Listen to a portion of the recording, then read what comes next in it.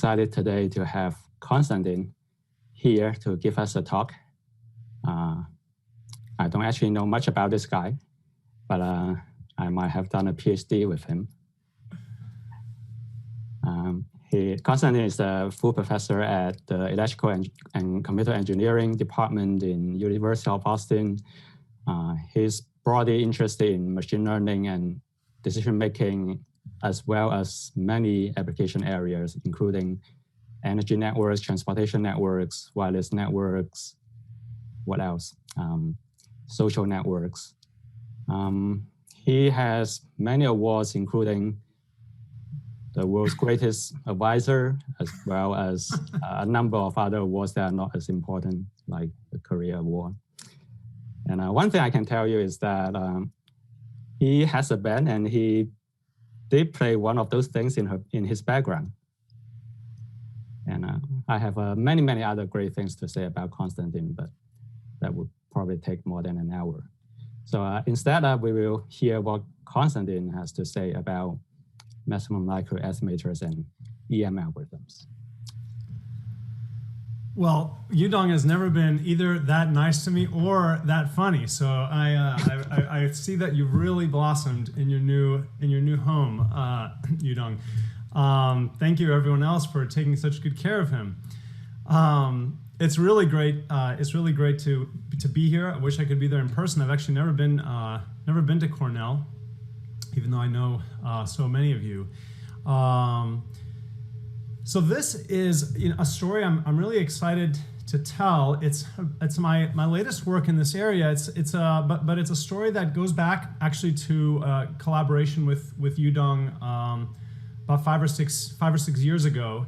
I'll mention what we did there, but that was one of the my earlier forays into mixture models, an area that I find really fascinating.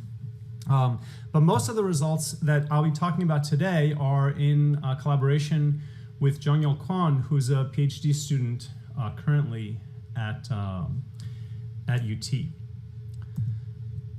So, mixture models have been really important in a number of different application areas, and also they're aesthetically appealing because it is one way for us to use simpler models as building blocks and build up to much more complicated models, statistical models.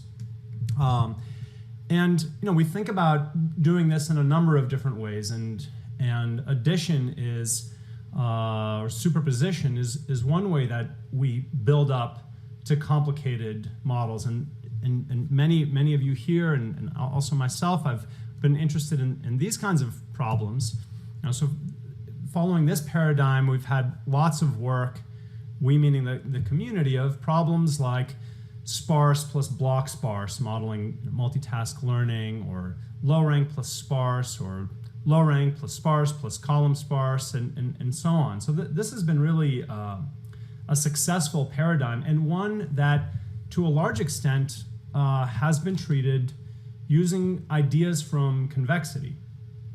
And a lot of these problems, you'll notice, are not convex because of the particular constraint, like sparsity or something like that. But one of the key points here is that this y equals x1 plus x2 is itself a convex constraint. So we can verify in a convex way that the solution to a particular problem is in fact what we think. And in my view, this has been one of the reasons that there was so much early success in this area. But mixture problems are fundamentally different than this, because this x plus y is modified to x1 or this x1 plus x2 is modified to be x1 or x2. And even though if someone were nice enough to give you the solution, you could go through all of your data and see, do my data fit model 1 or model 2? But that is much harder to put into a convex framework. So I think this is one of the technical reasons that that mixture models are so much more difficult, and why non-convexity, I think, plays a more important role here. I'm interested in the problem of mixtures, and I'll be primarily talking about mixtures of Gaussians or mixture of linear regressions. So mixture of Gaussian problem is, here I have 4 Gaussians, and what I'm interested in computing is not the distribution, but actually the parameters. So I mentioned that because there are different problems. It's easier to estimate the distribution in, say, total variation distance than actually computing the parameters. So this is what I'm interested in here. Mixture of regressions is, in fact, a subspace clustering problem, but we never think about it that way because it's really a subspace clustering of codimension 1 subspaces, where most of the tools that are called, that deal with the problem that's called subspace clustering, they're really interested in the clustering of much lower dimensional subspaces. But I should also point out that the mixture of K linear regressions is also related to the phase retrieval problem, with which a number of you have worked on. So this talk is about the large K regime. When I want to find a mixture of many different things, and K could potentially exceed the dimension as well. But we should think about K as being about as large as the dimension, is kind of one way to think about it throughout this talk. And I'm interested in 2 questions. One is, what are the statistical limits for parameter recovery? And then in parallel, though these end up being part of the same story, so that's kind of one of the main results of this talk, is I'm interested in understanding what we need to guarantee that the expectation-maximization algorithm, the EM algorithm, which has been the algorithm of choice for a few decades now, what do we need to guarantee that this succeeds? So one big part of the message is that as we decrease our signal-to-noise ratio, mixtures behave in a different way, and so this is the work that I was referring to that we did with Yudong a few years ago. We looked at the basic regression, the mixture of regression problems. So let's just go back to kind of basics. If we have simple regression problem, y is equal to x beta plus noise, we know what the least squares solution is, beta hat, and we know quite a bit about this. So I know what its rate of convergence is as the number of data points I have grows. And you see that the solution here, sigma root d over n, gives me my rate of convergence, and in fact it doesn't change even as I keep everything else fixed and I drive sigma to infinity. So here a reasonable notion of signal-to-noise ratio would be perhaps the magnitude of beta versus the variance of the noise. And here, you double sigma, you let sigma grow, and of course the quality of your solution is going to decay, but the rate, the statistical rate remains the same. You want to double your accuracy, you have to quadruple the amount of data that you have. So a few years ago, Yudong, in collaboration with Xinyang Yi, who was at the time a PhD student at UT, we looked at this problem a little bit more carefully and discovered that you pay a price for having a mixture, and you pay a price in particular in this low SNR regime. So let me just to parse this. It's a little bit complicated, but the main idea is that when we're in the high SNR regime, so think about the magnitude of beta being much bigger than the magnitude of sigma, then term A dominates here, and you can recognize that you have up to the log factors this parametric rate. I swapped D for P, I'm sorry. So it's square root of P over N. But as you decrease SNR, then actually the rate changes. So this is a fundamentally different phenomenon than what happens in regression, in just normal standard regression, and you end up having P over N to the 1/4 instead of the 1/2. So this is really not the story that I'm going to spend too much time today talking about, except to mention that when we are in lower SNR regime, things are more challenging. And so I'm motivated to understand and study that limit. And just another recent point in collaboration with Zhang Yao, who is really the architect behind what I'll be talking about today, we studied a different algorithm from what Yudong and I had studied, I guess 6 years ago now, and showed that EM is actually also able to reveal this different statistical behavior. But that's a story for a different time. Just to show you in pictures what happens when SNR decreases, you can kind of see from this picture that if the variance is very small and the centers of these Gaussians are very, very far apart, you really don't have one complicated problem. You have 4 simpler problems.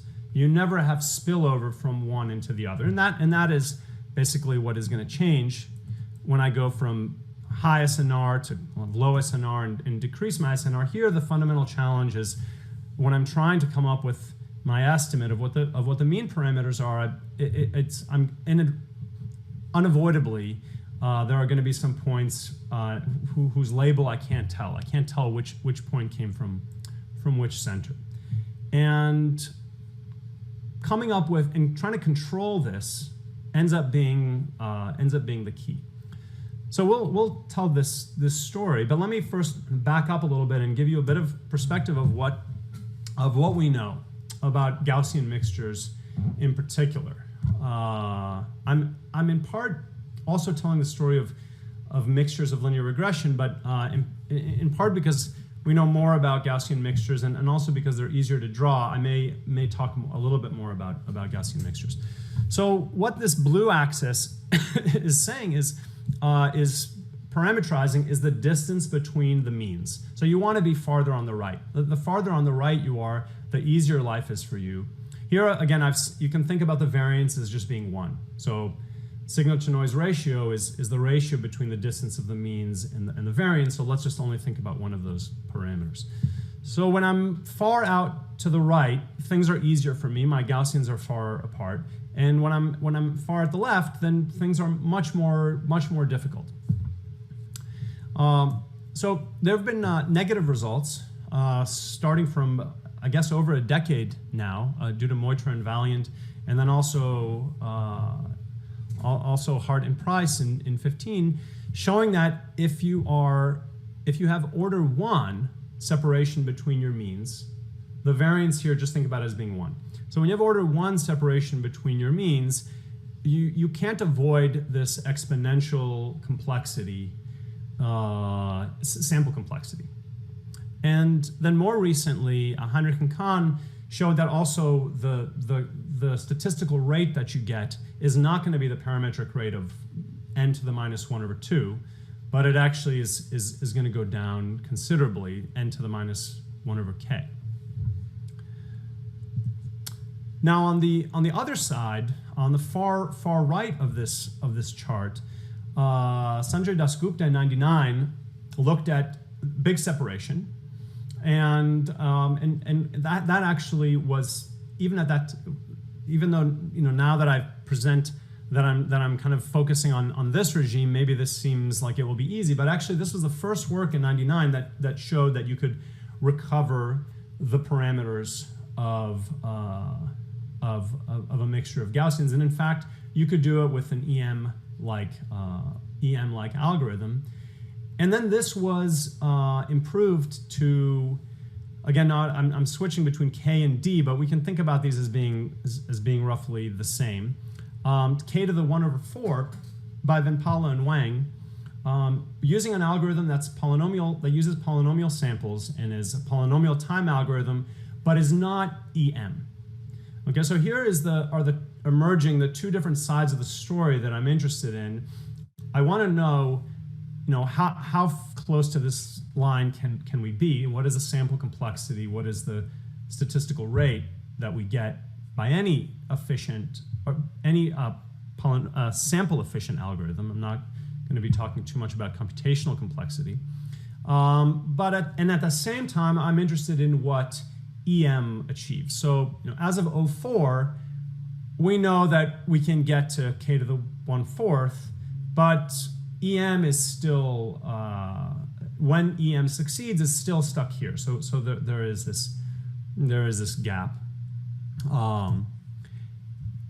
Now, more recently, in 18, Diakonikolas and Kane and Stewart, and at the same time Hopkins and Lee and others, Kotari, Steinhardt, and Stur, using a number of tools, including some of Square's techniques, investigated the mixture of Gaussians problem, and showed that with k to the 1 over gamma separation, some polynomial of k to the gamma samples is enough.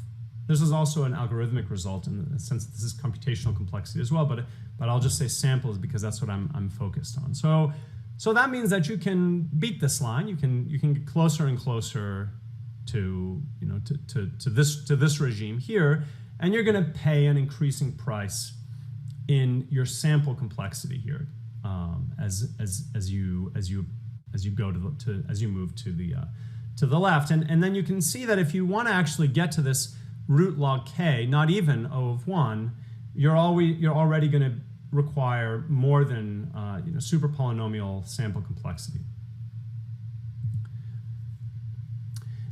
So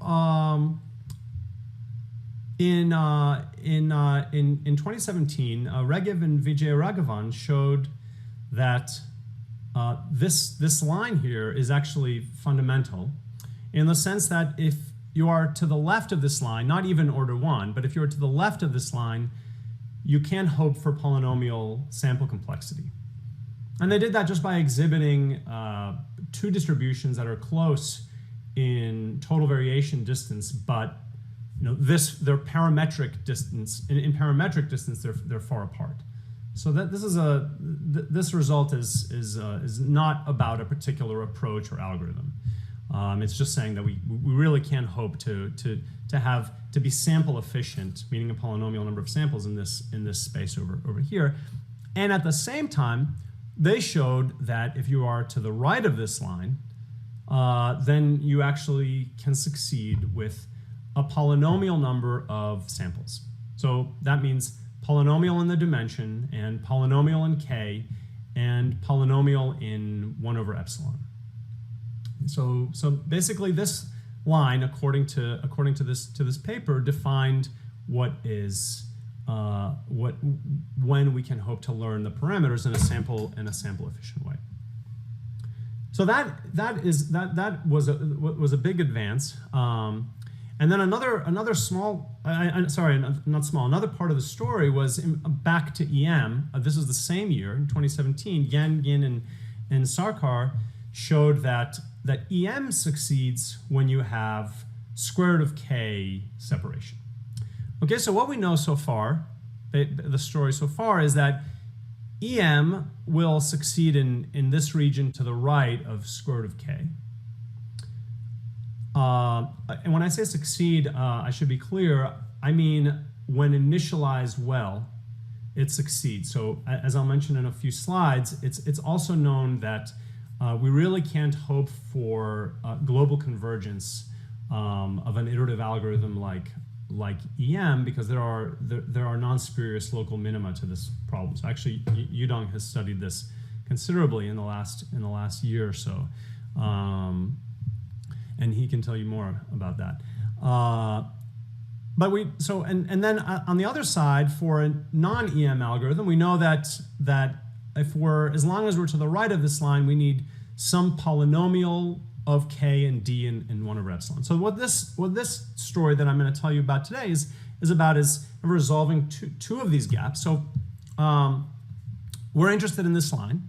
And so for separation, right at this critical threshold, we show that you need, for parameter learnability, sample complexity kd over epsilon squared. So that's it. That's what this is of course the best that you can do, because even if you had the labels of which center each point came from, then still the best that you could do is kd over epsilon squared.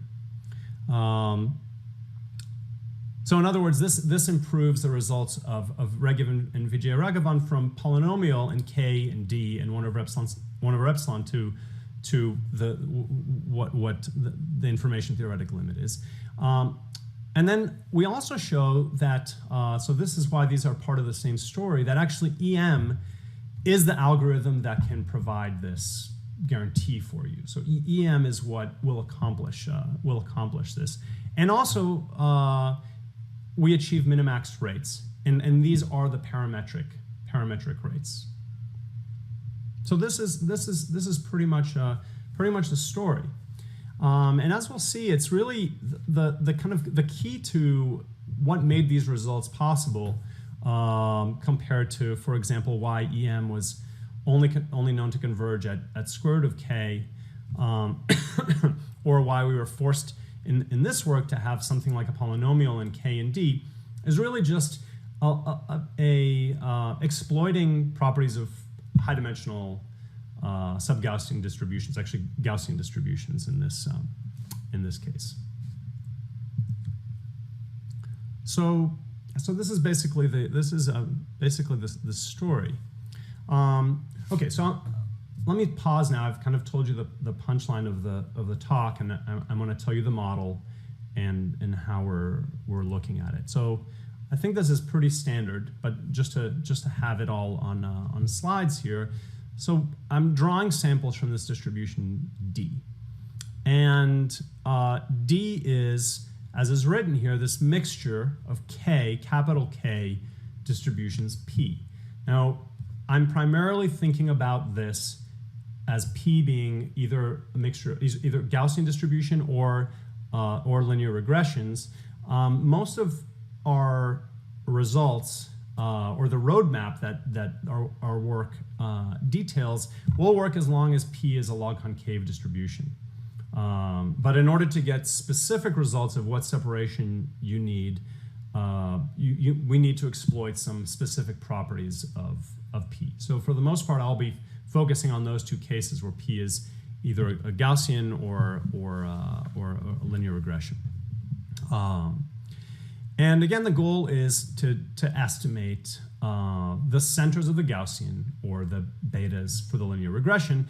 I should also mention that we also, though I won't talk about it too much today, with a little bit more delicate care in the algebra, we can also estimate what the mixtures are. But I'm going to often think about these as being 1 over K. And I should mention that if any one of these is very small, much smaller than 1 over K, so if you have a mixture where one component has very, very few samples, you really will not get away with not having that being that term being in the denominator. Because even if you were getting the labels, you'd have to wait that long to get enough samples. So really, when I say K D over epsilon squared, I really mean 1 over pi min D over epsilon squared, and you really can't hope to do much better than that. But for us, I think we can just think of these as being 1 over capital K. So it's just a uniform mixture. And so another important assumption, which we wish we could avoid, but we don't know how, and I think it's interesting. We've even tried to, simulation-wise, we even there couldn't really see a difference. EM somehow seems to succeed. Is the setting where we have where for the Gaussians they're non-spherical. We don't know how to avoid that assumption, but technically it seems like a much harder problem. But even in our simulations, we didn't really succeed in showing that. Again, another detail that I won't really talk about, but we can handle, is the fact that they don't have to have the same variances. You can also estimate the variance parameters. But I think that as a first cut, we can think about the mixing weights and all the variance parameters being the same. So what is the standard or typical approach? We'd like to look at max likelihood estimation. So we form the likelihood, and the main problem is that this is not going to be convex. So again, for two mixtures, when K equals 2, something special happens, and this is again joint work with Yudong and Damek a few years ago. When you have mixed regression with just two components, then you actually get global convergence. But we're not in that situation. So even from 2016, Jin, Zhang, Balakrishnan, Wainwright, and Jordan had showed that if you have three or more components, you're going to have non-spurious local minima or local maxima for this likelihood, and so you probably can't hope for a kind of global convergence result as in the k equals 2 case. So we're interested in the setting where the SNR is sufficient. In other words, where they're separated enough for the mixture of and basically all of this top line, all of this says is that you have a reasonable probability of guessing the right label if you see a point. That's really what this is saying. This is the ratio of likelihoods. It's saying if the point comes from actual center I, you have a good chance of guessing that correctly. In other words, the likelihood that it came from somewhere else will not be bigger. And for Gaussians, this comes down to looking at the distance between the means. And for us, we're going to assume that this distance between the means is that critical line that I showed in the picture of root log k. And for mixture of regressions, I guess I should have used betas here. That's what I had used earlier. But these have to be order k apart. This looks a lot bigger than log k, and we don't have a proof that you can't do better than this. But I can tell you why we think that this is likely the right answer in this setting. So basically, the parameters have to be far enough apart, and that's what I mean by well separated. So just a quick refresher, for what EM does. There's a lot of notation here, but basically what EM is doing in one step, it guesses soft labels. So it looks at a point to the say for Gaussian mixtures, depending how far away you are from each point, it assigns a likelihood that it came from each point. And then once you've done that, you just essentially solve a standard regression problem, or you do something like a mean update, and that is the M step. We update that parameter. So this is EM, and the reason that it's so appealing is that computationally it is no more difficult than what you would do if you had just one label, k equals 1. So one of the things that we were, I guess this is more of an observation, but at the same time we're quite excited to realize this, is that EM will succeed under similar conditions as when this log likelihood is concave. So in other words, what our analysis shows is that the sufficient conditions that we need to guarantee that EM converges locally are also strong enough to guarantee that this likelihood is going to be, again, locally concave. So that this whole story is local. Now that doesn't mean that EM converges if and only if we have local concavity. In fact, EM converges at slightly more general, slightly wider radius, at least as far as we can prove, than when you can guarantee local concavity. But in any case, the sufficient condition that guarantees both of these is enough to guarantee all of those tight results that I mentioned earlier. Okay, so now we don't need to parse all of this information. What I really want to say here is, all I'm doing here is taking second derivatives.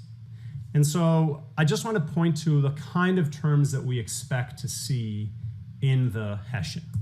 Okay, so this is the weight vector for each point that we compute in the E step, and then we're going to see a lot of terms in the second derivative that look like the weight times the second derivative of the likelihood for a particular model. So things like that, or Wi times gradient of f theta I theta j, these are the kind of terms that come up.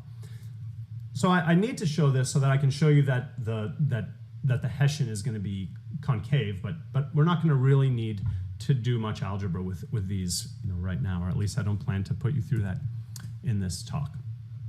Okay, so it's pretty natural to understand what it means for the Hessian to be concave, and in fact, what we're going to show is we're going to ask for a kind of what sounds like a very coarse explanation for concavity, or a coarse proof for concavity, which is basically a diagonal dominance argument. In other words, if this term here is big enough, or small, negative definite enough, and the off-diagonal blocks are small enough, then we expect to have that the entire Hessian is going to be concave. In fact, in order to guarantee this, so the condition that guarantees this diagonal dominance is exactly going to be strong enough to guarantee that EM succeeds. So now let's draw that. Let's move to EM and see what is the connection between EM and these kind of terms. Where do these come from? Where does this connection come from?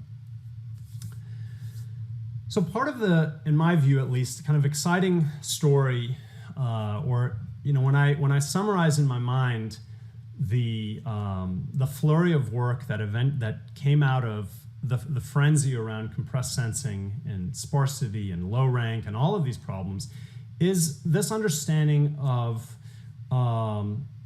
restricted strong convexity, or really just strong convexity, and that strong convexity gives us robustness. It gives us robustness to having only finite number of samples. That is really the story of statistical estimation and getting rates of convergence using convexity arguments of likelihood functions. And the story of how EM converges, which really emerged in this paper by Balakrishnan, Wainwright, and Yu, is that if we have strong convexity, like we do in regression, like we do when we're writing down means, which is what you're doing for Gaussian mixtures, then this convexity, this strong convexity, can basically deal with the fact that when we're doing EM, the parameters are always are changing, so that you have an E step and the M step. In other words, the strong convexity of the M step and the usual kind of linear convergence guarantees that strong convexity gives us survive as long as you have this stability, is what it's called, of the gradient of this update in the M function. And so, in other words, EM really requires the control of this quantity. Remember, Q is it really looks like the likelihood of a particular model with all of the weights. And so now you can kind of see why strong convexity, which is a curvature property, and the stability is going to help us get a condition that really looks like this diagonal dominance. So there's some more algebraic details, but that is really the high level story of this connection between the likelihood landscape and EM. And really what this slide says is that if you can guarantee that these off-diagonal blocks, HIK, one of them, the dash, is the exact condition that we get from guaranteeing, from basically expanding out this gradient here of the Q function. And on the right, it's the HIK that you get from looking at the Hessian of the likelihood. These are we can show very close.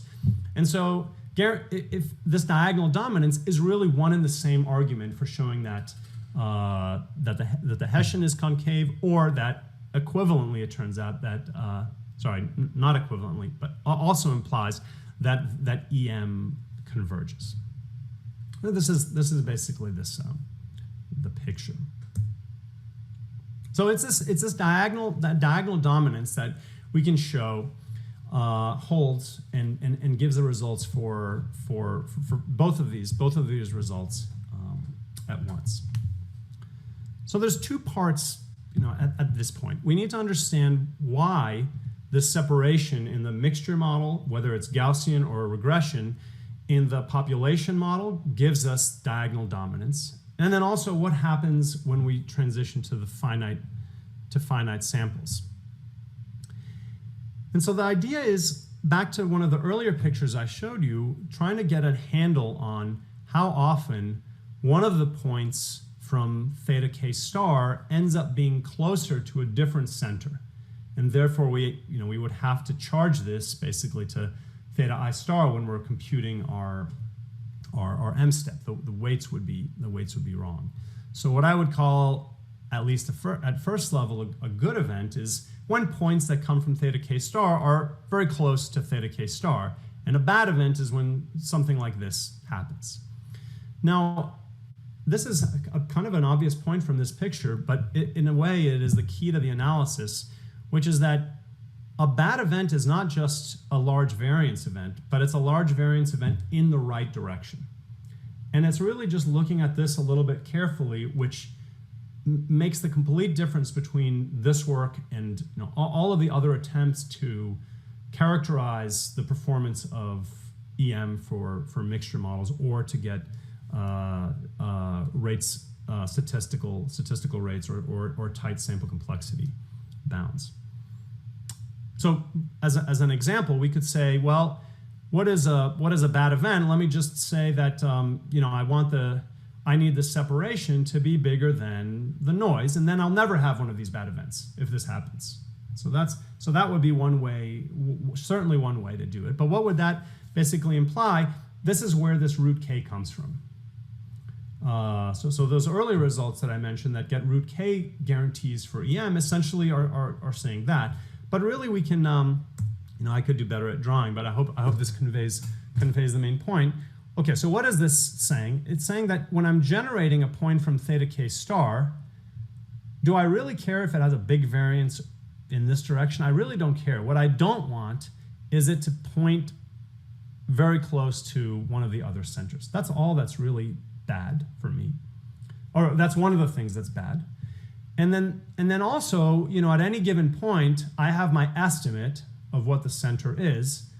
And with respect to this estimate, in other words, my current error, which of course I don't know, what I really want is that the points that I generate, I just don't want them. I don't want these points to be pointing in the direction of my mistake, because they'll just reinforce that mistake. But I don't care if they're here or wherever else. And in a way, this is actually just the key. And doing this careful accounting makes a difference. So, in other words, what basically happens is, can it be that a particular point theta k star does violate one of these two pictures? Of course. But what's going to happen is that the probability that happens is going to be very small. So either something doesn't mess up your calculations, or it does, but it has a very small probability of happening.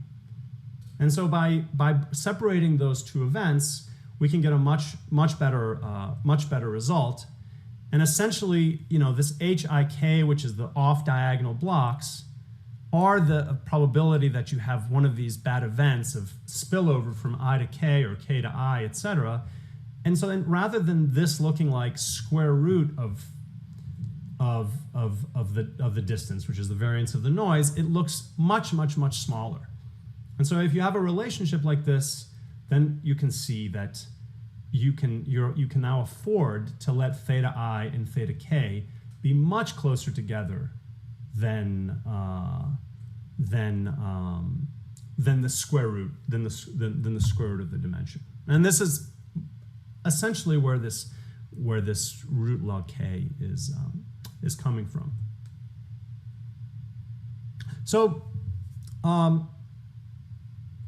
okay, so this has been the story so far in the population setting. So essentially infinite samples. And so we need to now say something about the sample complexity. So again, the sample complexity looks like D times K. This would be a K if I have a uniform distribution. And I want to say something about where the statistical rate comes from. So there are a few calculations here, but I think it's pretty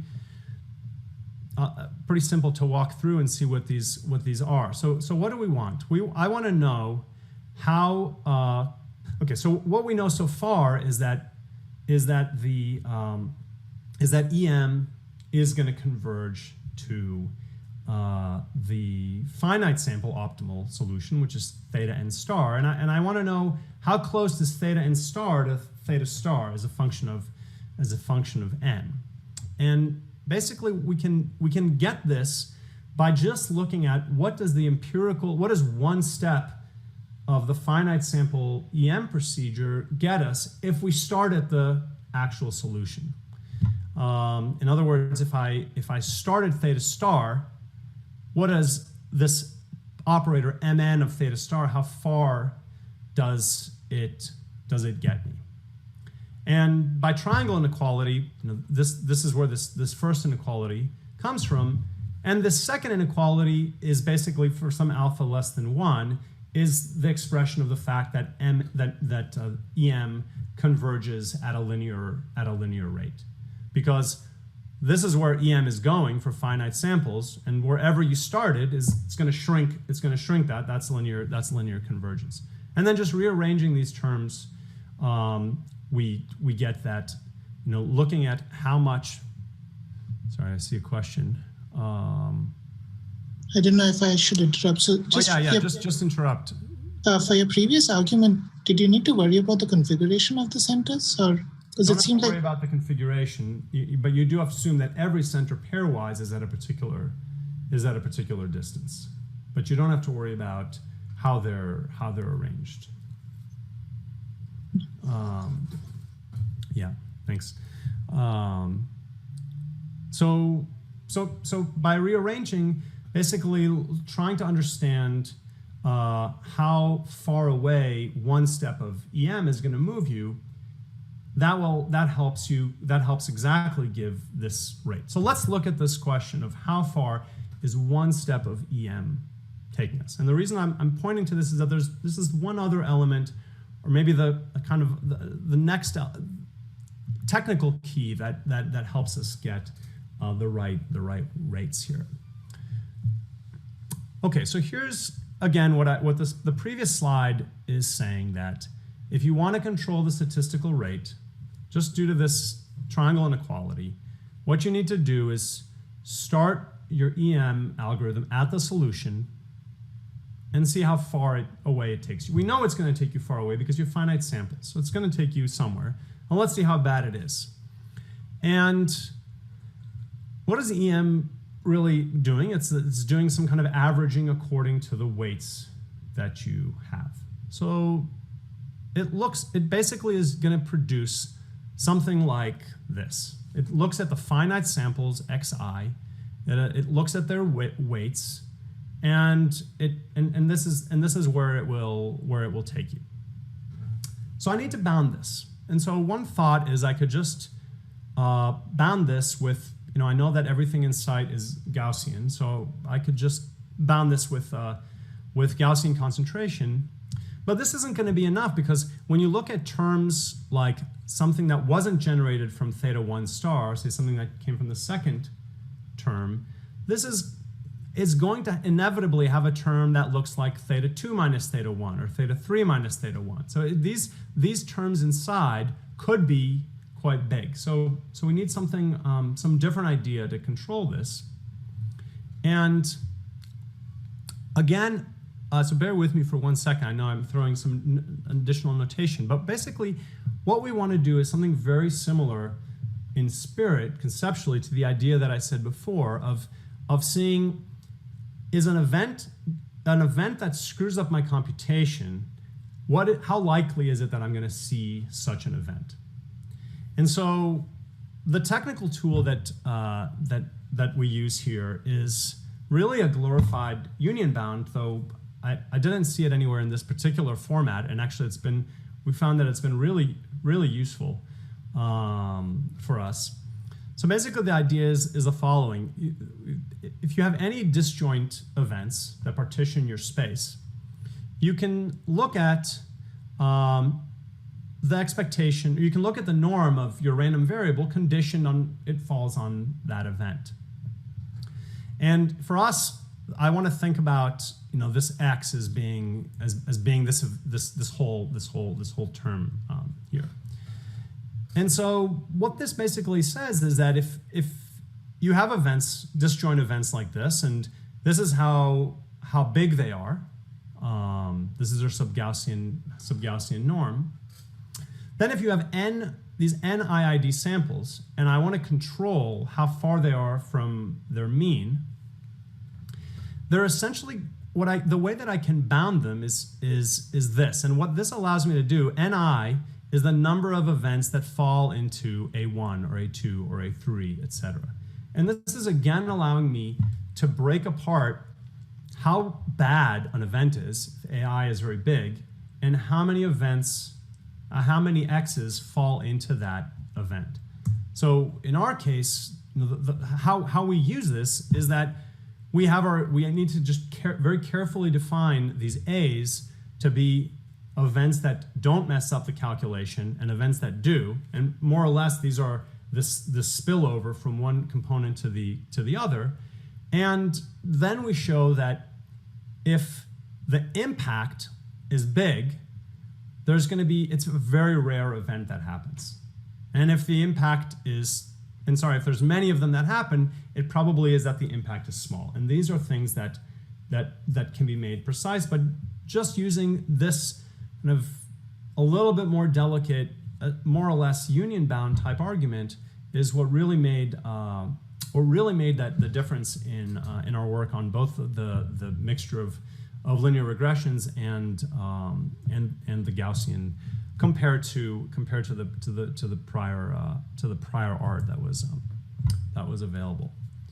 So the story so far is that basically with root log k separation and KD samples, you can initialize, but with exponential time. So I think I probably mentioned that that I'm focused on statistical complexity, and this is really the reason. And I would be very happy to know if it's impossible to do this in exponential in sub-exponential time or polynomial time, but I don't know that.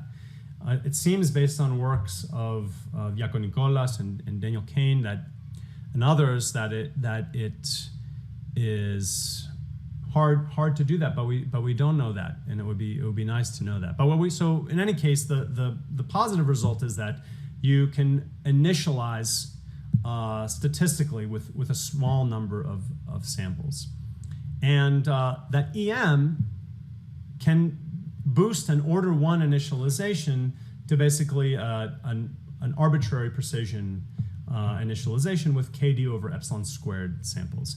Moreover, so this is the optimal sample complexity, and you can get this at the parametric rate. And then for mixed regression, all of the same conclusions hold. You need order k separation in this case. So as I mentioned, we also know how we could estimate the variance parameters and estimate the mixture parameters. We don't know how to deal with unknown covariance matrices, and I think that would be really interesting. But we don't know how to deal with that. I think initialization is interesting and important. I'm also curious about a semi-supervised setting. So, as an example, suppose that I give you a good initialization of the first cluster center, and that's all I care about. So I know that if I give you a good initialization of all centers, what this work shows is that you can run EM and you're in business. You can get an arbitrarily good estimate or an epsilon estimate of all of the centers. But now suppose I just give you a good initialization of cluster 1, and that's all I care about. Is there something that you can do in that case? I think that would be interesting to know. You can't run EM, but perhaps there is something. Other things, I'm interested in a number of other settings for mixture models, including some problems on graph diffusions and also other mixtures of MDPs. those are some future directions. Thanks again to everyone for the attention, and happy if there's time to answer any questions. Since I'm a historical figure in this department, and no one else, I'll start off the questions talking a little about the history. It's interesting to me because these EM problems, which are problems basically with imprecise observations, have a history going back over 50 years. The EM algorithm. I heard about it in Brad Efron's work in the 5th Berkeley Symposium, and that was back in 1967. So you can see that's how my history starts. And then I had talks with Brad Efron, and it was a fairly narrow application of EM, although he called it self-consistency, and that's what I called it. I wrote a couple of papers that in JASA and JRSS. And then the next year, 1977, of course, we got Dempster, Led, and Rubin came. And of course, they showed that there were a lot broader applications, including the Swanton mixtures. So I guess that's a standard reference that yeah, but most people don't. But not so many people realize that actually it was Brad Efron that actually came up with that. Some of you, but what they did was that they showed that you could kind of broaden the ideas of EM, and of course they coined the words EM. Self-consistency is a bit more of a mouthful. So anyway, it's interesting how it's come about, and of course it's extremely useful because observations always come up with imprecision. And this, in your case, the centers of the clusters. So it's something that I've looked at over the years in some very practical problems.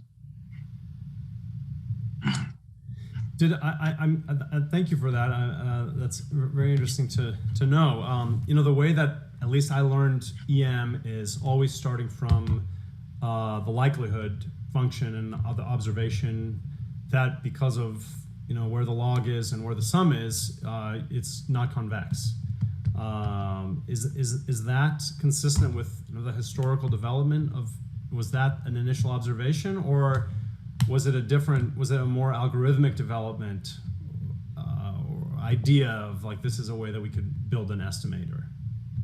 Well, it's more algorithmic, but in Efron's case, which was basically dealing with a simple situation with censored observations, get an explicit solution without using an algorithm.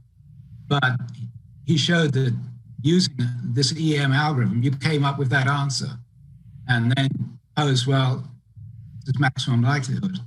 And then, so if you knew that in that case, where you had an explicit answer, you could check that the algorithm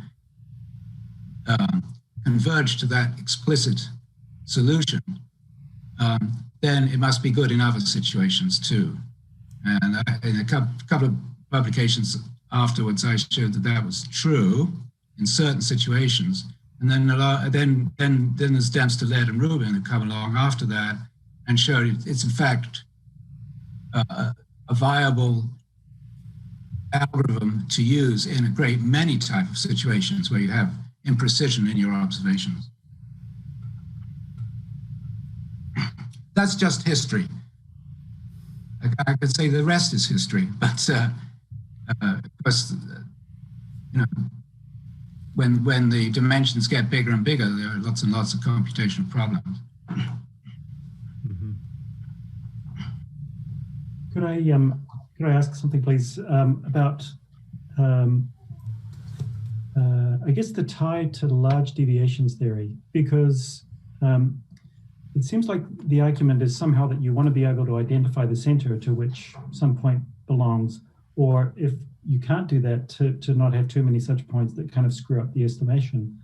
So there's this kind of well-separated regime that you described, mm-hmm. Where somehow you can actually identify which center you belong to. But then I presume that there's this kind of muddy area in between where somehow you've got points that are somehow attracted to the wrong center. And that corresponds, at least in my mind, to some sort of moderate or maybe large deviation. And what we know for distributions that have such light tails as you're dealing with sub-exponential tails is that when you do have a rare event, basically the rare event only barely happens. And so when you have some point that's attracted to the wrong center, presumably it's somewhere near the midpoint between those two centers.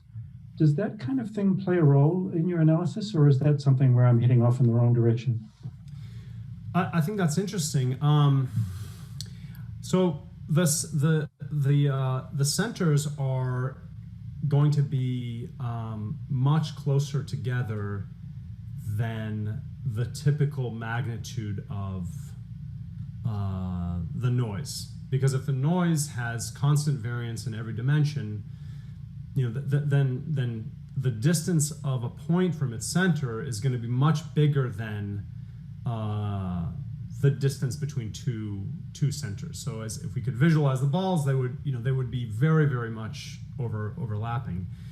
But the key point is that they have so many different choices for where that large error will point in, and it will not necessarily be in the direction of the other point. But it's interesting that you mentioned that, because I mean, we do actually use basic properties of spherical Gaussians, which is assuming that they're going to lie on a shell very close to dimension, square root of the dimension from the point. But that's not. But I wonder what that. But what I find I think what you've just done is clarified that I am heading in the wrong direction. So it sounds like you're talking about moderate deviations rather than large deviations, because of this notion that the centers are close enough that there is this sort of considerable overlap in the supports of the densities. So then, but then your point about the direction playing a key role is very interesting. And and that brings me back actually to Sid's question from earlier, that it's sort of interesting then that the configuration doesn't really matter, and what really matters is just the separation. I'm sure that some configurations could potentially be easier, but basically we can think of them being like these thin cones. I mean, and really any cone that is not the half space is going to have a very small probability in high dimensions. So what we really control, or what we really call bad events, is if the vector between two centers makes an acute angle with the vector between the originating center and where the point generated. But I wonder. But you're saying that maybe it's worth looking at, trying to characterize more carefully what those bad events look like. Maybe you can exploit them, because if indeed it were, let's say, just the midpoint of those two centers, maybe you could shrink or make your estimate in some different way. So replace EM with like an E and then trimmed mean, or type of result or something like that. But I don't think that in this case. I think the overlap is so significant that I'm not sure what that would do. But I think you're being very kind and extrapolating from my question, which I'll take with gratitude. But I am curious about this notion that the usual notion that in high dimensions these points lie in shells, and then somehow are you? I didn't really see that you were requiring that, though, that you were in high dimensions. So is that? Yeah, we just that's part of the control of what a good and a bad event is in the kind of the technical detail. We certainly don't require we don't require it. Great, thank you. Thanks. So one high-level question. It felt like the sort of really cool new idea is this kind of directed interference sort of idea, that if you have two different models, somehow they're interfering with each other in a way through a narrow direction. And I was wondering, do you think there's any way of generalizing this to some sort of a more general model selection sort of problem, that we know there are a set of models which give rise to data. In a very general way, we can calculate the marginal likelihoods, but like, what is the right notion of directed interference which lets us sort of do model selection well there?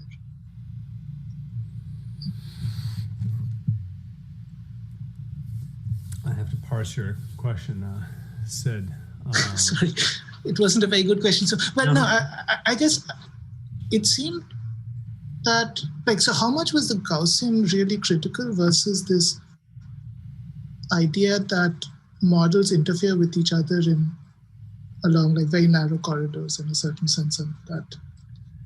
Well, we definitely do use the light tails, and we use spherical symmetry as well. Definitely, if you took away either one of those in a way that you didn't have control over, I think you'd be in trouble. Now, if you told me that you had a sub-Gaussian distribution that you could sandwich between,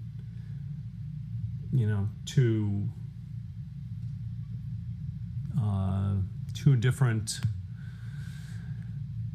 multiples of the identity for the covariance matrix. In other words, you just upper and lower bound eigenvalues. I guess my guess is probably you could survive that kind of thing, but I'm not sure. See, maybe in a related sense, like, you have some intuitive way of explaining why the correlation would hurt you, like why you need the spherical symmetry assumption versus if you had a general covariance matrix? I mean, my guess is that, for if you have a general covariance matrix, that's different for every point. If you have the same covariance matrix for every single point, I would guess that you could probably estimate that, and then you'd have to see how much the error in that estimation would hurt the rest of would propagate through the rest of your calculations. But if you have a different and unknown covariance for every center, then you can see that it's, oops, I didn't mean to do that. I saw a question. Okay, yeah, Christina's asking where is the spherical symmetry is used. I think that in the calculations of those events, you would probably get hurt by that because when you think about a general covariance matrix, we have to allow for potentially one of the directions to be very favored compared to the others. Again, that said, we weren't really able maybe we didn't spend enough time, but we played around with it and it seems to work. So I guess the very honest and mundane answer is that just the algebra messes up completely, like beyond hope. But it also seems like maybe conceptually the roadmap of the technical arguments might trip up because we do rely on some of the spherical symmetry to make sure that the directions of theta I minus theta j is not privileged in terms of the noise that's generated. But I don't know. I'm not sure.